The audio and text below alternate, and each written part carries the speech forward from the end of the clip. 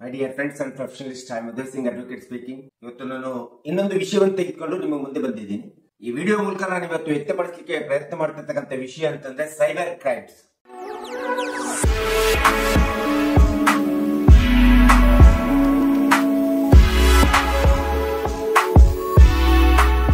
So ಇವತ್ತಿನ ದಿನಗಳಲ್ಲಿ cyber crime ಅಥವಾ ಡಿಜಿಟಲ್ ಅಪರಾಧಗಳು ಎಂಬತಕ್ಕಂಥದ್ದು ಅತಿ ಒಂದು ಪ್ರಮುಖವಾದಂತಹ ಸಮಸ್ಯೆ ಆಗಿದೆ.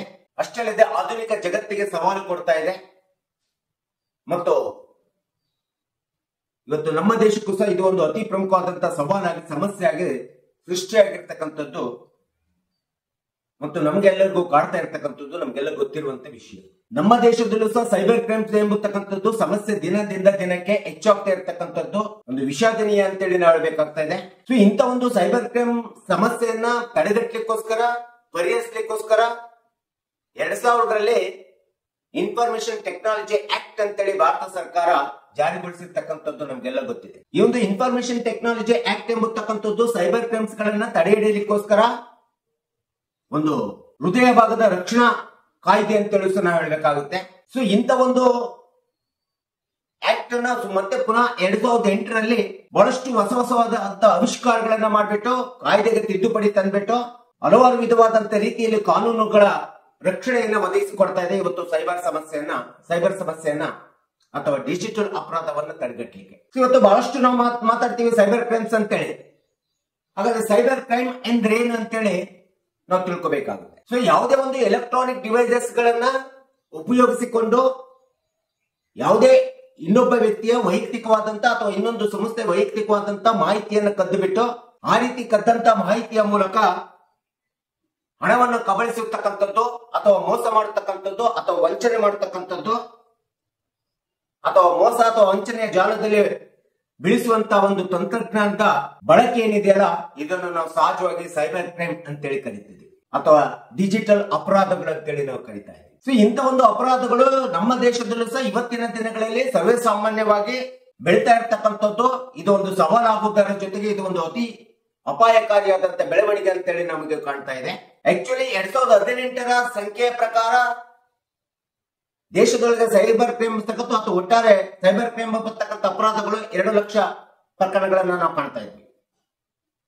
ಆದ್ರೆ 2023 ಮತ್ತು 24 ದಿನಗಳಲ್ಲಿ 24ನೇ ವರ್ಷದ ದಿನಗಳಲ್ಲಿ ನಾವು ನೋಡ್ತಾ ಇದ್ರೆ ಇವುಗಳ ಸಂಖ್ಯೆ 5 ಪಟ್ಟು ಹೆಚ್ಚಾಗಿದೆ. ಸೊ ಇಂಥ ಒಂದು ಅಪರಾಧಗಳ ಬೆಳವಣಿಗೆ, ಸೈಬರ್ ಕ್ರೈಮ್ ನ ಅಪರಾಧಗಳ ಬೆಳವಣಿಗೆ ಏನಿದೆಯಲ್ಲ ತುಂಬಾ ಅಪಾಯಕಾರಿ ಆಗ್ತದೆ ಇವತ್ತಿನ ಜನತೆಗೆ, ನಾಗರಿಕರಿಗೆ ಮತ್ತು ವ್ಯವಸ್ಥೆಗೆ ಎಂಬತಕ್ಕಂಥದ್ದು ನಾವು ನೋಡ್ತಿದ್ದೀವಿ. ಹಾಗಾದ್ರೆ ಈ ಒಂದು ಯಾವ ವಿಧದಲ್ಲಿ what are the different types of the kinds of the cyber crimes ಗಳನ್ನ ನಾವು ನೋಡ್ತಾ ಹೋದ್ರೆ ಹಲವಾರು ವಿಧದಲ್ಲಿ ಈ ರೀತಿಯಾದಂತಹ ಸೈಬರ್ ಕ್ರೈಮ್ಗಳು ಇವತ್ತು ನಮಗೆ ಕಂಡು ಬರ್ತಾ ಇದ್ದಾರೆ. ಉದಾಹರಣೆಗೆ ಹೇಳ್ಬೇಕಂತಂದ್ರೆ ಮೊಬೈಲ್ ಹ್ಯಾಕಿಂಗ್ ಮಾಡುವುದರ ಮೂಲಕ ಇರಬಹುದು, ಸೈಬರ್ ಸ್ಟಾಕಿಂಗ್ ಮೂಲಕ ಇರಬಹುದು, ಆನ್ಲೈನ್ ಫೈನಾನ್ಷಿಯಲ್ ಫ್ರಾಡ್ಸ್ ಮಾಡುವುದರ ಮೂಲಕ ಇರಬಹುದು, ಅಥವಾ ಸ್ಪ್ರೆಡಿಂಗ್ ಫೇಕ್ ನ್ಯೂಸ್ ಅನ್ನ ಸ್ಪ್ರೆಡ್ ಮಾಡುವುದಕ್ಕಂಥದ್ದು ಇರಬಹುದು. ಇನ್ನು ಐಡೆಂಟಿಟಿ ಥೆಫ್ಟ್ ಅಂತ ಹೇಳ್ತೀವಿ, ಅಸ್ಮಿತೆಯ ಕಳ್ಳತನ ಅಂತ ಹೇಳ್ತೀವಿ. ಈ ರೀತಿ ಹಲವಾರು ವಿಧದಲ್ಲಿ ಇರ್ತಕ್ಕಂಥ ಒಂದು ಸೈಬರ್ ಕ್ರೈಮ್ಗಳು, ಅಪರಾಧಗಳು ಇವತ್ತು ನಮ್ಮ ಸಮಾಜದಲ್ಲಿ ವ್ಯವಸ್ಥೆ ಒಳಗಡೆ ನಿರ್ಮಾಣ ಆಗ್ತಿರ್ತಕ್ಕಂಥದ್ದು ಒಂದು ಅತಿ ದೊಡ್ಡ ಸವಾಲಾಗಿ ನಮಗೆ ಪರಿಣಮಿಸ್ತಾ ಇದೆ. ಸೊ ಇಂಥ ಒಂದು ಸೈಬರ್ ಕ್ರೈಮ್ಸ್ ಗಳನ್ನ ತಡೆಗಟ್ಟಲಿಕ್ಕೋಸ್ಕರನೇ, ಅಪರಾಧಗಳನ್ನ ನಿಯಂತ್ರಣ ಮಾಡ್ಲಿಕ್ಕೋಸ್ಕರನೇ ಒಂದು ಹೊಸ ರೀತಿಯಾಗಿರ್ತಕ್ಕಂಥ ಆವಿಷ್ಕಾರಗಳನ್ನ 2000 ಇಸ್ವಿಯಲ್ಲಿ ಬಂದಿರತಕ್ಕಂಥ ಇನ್ಫಾರ್ಮೇಶನ್ ಟೆಕ್ನಾಲಜಿಯ ಒಂದು ಹಲವಾರು ವಿಧವಾದಂತಹ ಕಾನೂನಿನ ಚೌಕಟ್ಟುಗಳನ್ನ ನಮಗೆ ನಿರ್ಮಿಸಿಕೊಟ್ಟಿದೆ, ರಚಿಸಿಕೊಟ್ಟಿದೆ. ಅಂತ ಒಂದು ಕಾನೂನಿನ ಚೌಕಟ್ಟಿನ ಮೂಲಕ ಇವತ್ತು ಈ ಒಂದು ಸೈಬರ್ ಕ್ರೈಮ್ ಗಳನ್ನ ತಡೆ ಹಿಡಿಯಲಿಕ್ಕೆ ತುಂಬಾ ಅವಕಾಶವಾಗಿರ್ತಕ್ಕಂಥ ಹೊಸ ರೀತಿಯಾದಂತಹ ಆವಿಷ್ಕಾರಗಳ ಕಾನೂನಿನ ಚೌಕಟ್ಟಿನಲ್ಲಿ ನಾವು ಇವತ್ತು ನಿಯಮಗಳನ್ನ ಅಳವಡಿಸಿಕೊಳ್ತಾ ಇರ್ತೇವೆ. ಸೊ ಅಂತ ಒಂದು ಹೊಸ ಆವಿಷ್ಕಾರಗಳಂತಂದ್ರೆ ಫಸ್ಟ್ ಮೊದಲನೇದಾಗಿ ಎಲೆಕ್ಟ್ರಾನಿಕ್ ಗವರ್ನೆನ್ಸ್ ಅಂತೇಳಿ ನಾವು ಅಳವಡಿಸ್ಕೊಂಡಿದ್ದೀವಿ.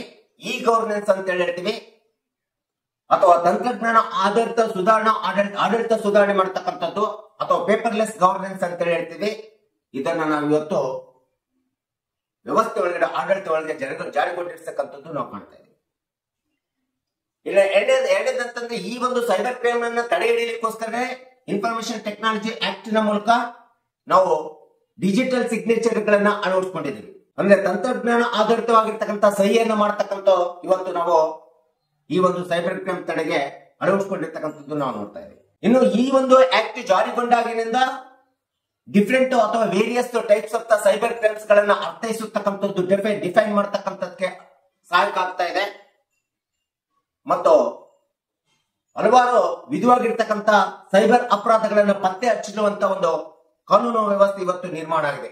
ಅಷ್ಟರಲ್ಲಿ ಈ ರೀತಿಯಾಗಿರ್ತಕ್ಕಂಥ ನಡೆಯುವಂತ ಸೈಬರ್ ಅಪರಾಧಗಳಿಗೆ ಹೇಗೆ ಪನಿಷ್ಮೆಂಟ್ ಅನ್ನು ಕೊಡಬೇಕು, ಶಿಕ್ಷೆಯನ್ನು ಕೊಡಬೇಕು ಮತ್ತು ಹೇಗೆ ದಂಡವನ್ನು ವಿಧಿಸಬೇಕು ಎಂಬತಕ್ಕಂಥದ್ರ ಬಗ್ಗೆ ಸಹ ಇವತ್ತು ಈ ಒಂದು ಇನ್ಫಾರ್ಮೇಶನ್ ಟೆಕ್ನಾಲಜಿ ಕಾಯ್ದೆ ಅಥವಾ ಸೈಬರ್ ಕ್ರೈಮ್ ನ ಒಂದು ವ್ಯವಸ್ಥೆ ಒಳಗಡೆ ನಾವು ಕಾಣ್ತಾ ಇದ್ದೀವಿ. ಇದೆಲ್ಲದರ ಜೊತೆಗೆ ಇವತ್ತು ಏನು ಮೊಬೈಲ್ ಮೂಲಕ ಹ್ಯಾಕ್ ಆಗೋದ್ರ ಮೂಲಕ ಇನ್ಯಾವುದೇ ರೀತಿಯಂತ ಆನ್ಲೈನ್ ವ್ಯವಸ್ಥೆ ರೀತಿ ಒಳಗಡೆ ನಮ್ಮ ಹಣ ಕಬಳಿಸಿದ್ದಾರೆ ಅಂತೇಳಿ ಗೊತ್ತಾಗ್ತದೆ.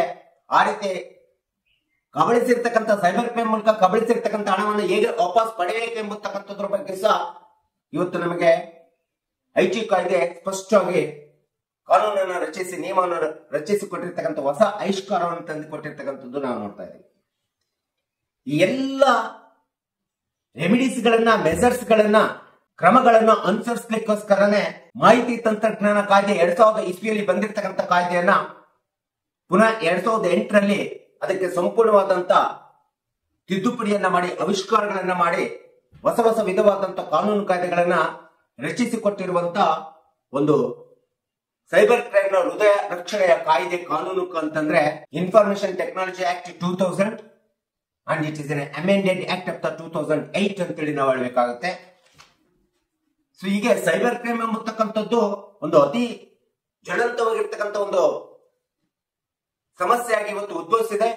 ಈ ಒಂದು ವಿಷಯವನ್ನು ನಾವು ಒಂದೇ ಒಂದು ಸಂಕ್ಷಿಪ್ತವಾಗಿ ತಿಳ್ಕೊಳ್ಳಿಕ್ಕೆ ಸಾಧ್ಯ ಆಗುದಿಲ್ಲ. ಇದಕ್ಕೆ ಬಹಳಷ್ಟು ಕಾನೂನು ಕಾಯ್ದೆಗಳು ರಚಿತವಾಗಿವೆ, ನಿರ್ಮಾಣ ಆಗಿದ್ದಾವೆ. ಈ ಒಂದೇ ವಿಡಿಯೋದಲ್ಲಿ ನಾನು ಇದೆಲ್ಲದನ್ನ ನಾನು ವಿವರಣೆ ಕೊಡ್ಲಿಕ್ಕೆ ಆಗುದಿಲ್ಲ. ಇನ್ನೂ ಹಲವಾರು ವಿಡಿಯೋಗಳನ್ನ ಈ ಸೈಬರ್ ಅಪರಾಧಗಳ ಬಗ್ಗೆ, ಕ್ರೈಮ್ಗಳ ಬಗ್ಗೆ ನಾನು ಮುಂದಿನ ದಿನಗಳಲ್ಲಿ ತಿಳಿಸ್ಕೊಳ್ತೀನಿ. ಇವತ್ತು ಈ ಒಂದು ಸೈಬರ್ ಕ್ರೈಮ್ ಬಗ್ಗೆ ಒಂದು ಸಂಕ್ಷಿಪ್ತವಾದಂತ ಮಾಹಿತಿಯನ್ನ, ವರದಿಯನ್ನ ನಾನು ನಿಮಗೆ ಕೊಟ್ಟಿದ್ದೀನಿ. ಸೊ ಇವತ್ತಿನ ಒಂದು ಸೈಬರ್ ಕ್ರೈಮ್ ನ ವಿಷಯವನ್ನ ನಾನು ಇಲ್ಲಿಗೆ ಮುಕ್ತಾಯಗೊಳಿಸಿ ಇನ್ನೊಂದು ಮುಂದಿನ ದಿನದಲ್ಲಿ ಈ ಒಂದು ಸೈಬರ್ ಕ್ರೈಮ್ಗಳು ಯಾವ ರೀತಿ ಹಲವಾರು ವಿಧಗಳಲ್ಲಿ ಆಗ್ತವೆ ಮತ್ತು ಯಾವ್ಯಾವ ಕಾನೂನು ಕಾಯ್ದೆಗಳು ಹೊಸದಾಗಿ ಜಾರಿಗೊಂಡಿದ್ದಾವೆ ಇವುಗಳ ಬಗ್ಗೆ ನಾನು ಸಂಕ್ಷಿಪ್ತವಾದಂತಹ ವಿವರಣೆ ಇನ್ನೂ ಹೆಚ್ಚಿನ ವಿಡಿಯೋಗಳಲ್ಲಿ ನಾನು ಕೊಡ್ಲಿಕ್ಕೆ ಇಷ್ಟಪಡ್ತಾ ಇದ್ದೀನಿ. ಸೊ ಇವತ್ತಿನ ವಿಷಯಕ್ಕೆ ನಾನು ವಿರಾಮ ಹೇಳ್ತೀನಿ. ನನ್ನ ವಿಡಿಯೋನ ಇಷ್ಟ ಆಗಿದ್ರೆ ಶೇರ್ ಮಾಡಿ, ಲೈಕ್ ಮಾಡಿ, ಕಮೆಂಟ್ ಮಾಡಿ ಮತ್ತು ನನ್ನ ಚಾನೆಲ್ಗೆ ಇನ್ನು ಯಾರ್ಯಾರು ಸಬ್ಸ್ಕ್ರೈಬ್ ಆಗಿಲ್ಲ ನೀವೆಲ್ಲರೂ ಸಬ್ಸ್ಕ್ರೈಬ್ ಆಗ್ಬೇಕಂತ ಹೇಳಿ ಕೇಳ್ಕೊಳ್ತಾ ಇವತ್ತಿನ ವಿಷಯಕ್ಕೆ ವಿರಾಮ ಹೇಳಿ ಇನ್ನೊಂದು ವಿಷಯ ತೆಗೆದುಕೊಂಡು ನಿಮ್ಮ ಮುಂದೆ ಬರ್ತೀನಿ. ಜೈ ಹಿಂದ್, ಜೈ ಕರ್ನಾಟಕ.